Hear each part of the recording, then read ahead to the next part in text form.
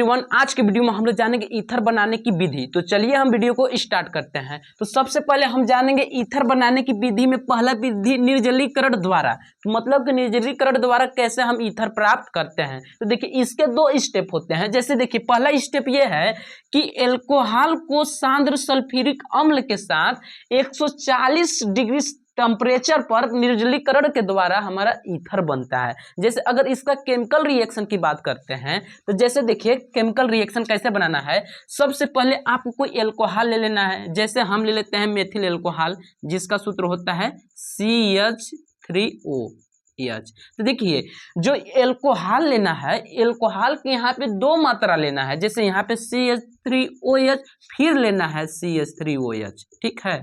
यानी एल्कोहल की दो मात्रा लेना है। जब किसके उपस्थिति में रिएक्शन कराते हैं मेरे प्यारे स्टूडेंट लोग? सांद्र सल्फ्यूरिक अम्ल। तो यहाँ पे लिख लेना है सांद्र H2SO4।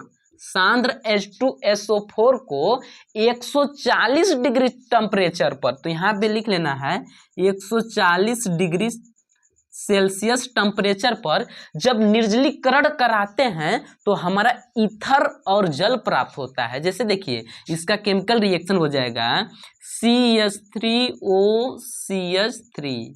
ये देखिए ईथर प्राप्त हो गया और प्लस में H2O बनता है। क्या बनता है? H2O। एक बार फिर से समझ लिए कि जब एल्कोहल को सांद्र सल्फ्यूरिक अम्ल के साथ 140 डिग्री सेल्सियस ताप पर निर्जलीकरण कराते हैं तो हमारा क्या प्राप्त होता है? ईथर बनता है। जैसे केमिकल रिएक्शन में लिख लेना है CH3OH प्लस, मतलब कि जो एल्कोहल की मात्रा लेना है वो दो मात्रा लेना है। जैसे CH3OH फिर लेना है CH3OH।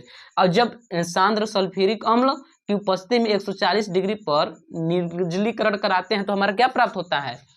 इसका नाम अगर लिखना चाहते हैं तो देखिए इस CH3 को बोला जाता है मेथिल, तो इसका नाम हो जाएगा डाई मेथिल ईथर। क्या? Di methyl ether. अब H2 तो आपको मालूम होगा जल, और इसका क्या नाम है? इसका बोल सकते हैं मेथिल एल्कोहल। अब ध्यान से देखना है, ये था फर्स्ट। अब सेकेंड में देखना है कि जब अब अगला है कि एल्कोहल को एल्यूमिना को 250 डिग्री टेम्परेचर पर प्रवाहित करने पर ईथर प्राप्त होता है। दूसरा भी निर्जलीकरण विधि है। जैसे इसका केमिकल रिएक्शन की बात करते हैं तो देखिए एल्कोहल को एल्यूमिना, यानी एल्कोहल अपने से कोई ले लीजिए। जैसे हम ले लेते हैं, यही ले लेते हैं, चलिए ना जी, CH3OH। इसका भी दो मात्रा लेना है। इसका भी कितने मात्रा लेना है? दो मात्रा। तो यहाँ पे फिर प्लस लिख लेना है CH3OH। अब यहाँ पे जब रिएक्शन होगा एल्यूमिना, एल्यूमिना का मतलब समझते हैं क्या? Al2O3। एल्यूमिना का सूत्र क्या होता है? एल्यूमिना का सूत्र क्या हो जाएगा?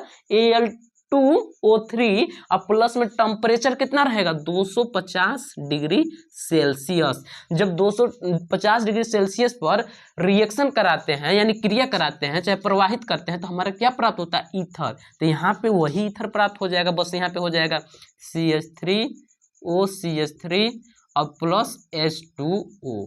सेम टू सेम रिएक्शन रखना है, बस यहाँ पे मान चेंज हो जा रहा है। जैसे यहाँ पे सांद्र सल्फ्यूरिक अम्ल है और प्लस 140 डिग्री टेम्परेचर है, लेकिन यहाँ पे क्या हो गया सेकंड में कि यहाँ पे Al2O3 है जिसका नाम है एल्यूमिना और प्लस में 250 डिग्री टेम्परेचर है। तो ये देखिए था फर्स्ट विधि, ईथर बनाने की विधि। यानी कौन सा विधि? निर्जलीकरण विधि। अब हम लोग दूसरा सीखेंगे, बहुत मोस्ट इंपोर्टेंट विधि, जिसको बोला जाता है विलियमसन संश्लेषण विधि। विलियमसन संश्लेषण द्वारा, या बोल सकते हैं इसको आप विलियमसन संश्लेषण विधि या विलियमसन संश्लेषण अभिक्रिया। तो देखिए इस विधि में बताया जाता है कि इस विधि में एथिल आयोडाइड तथा एथिल सोडियम एल्काक्साइड के साथ गर्म करने पर ईथर प्राप्त होता है। जैसे अगर इसका रासायनिक सूत्र देखना चाहते हैं तो बोला जा रहा है कि इस विधि में एथिल आयोडाइड, तो चलिए हम एथिल आयोडाइड का फार्मूला लिख लेते हैं। तो एथिल आयोडाइड का फार्मूला होता है C2H5I। एथिल आयोडाइड का फार्मूला हो गया। प्लस किसके साथ गर्म कर रहे हैं? एथिल सोडियम एल्कासाइड, जिसका सूत्र होता है C2H5ONA। क्या होता है?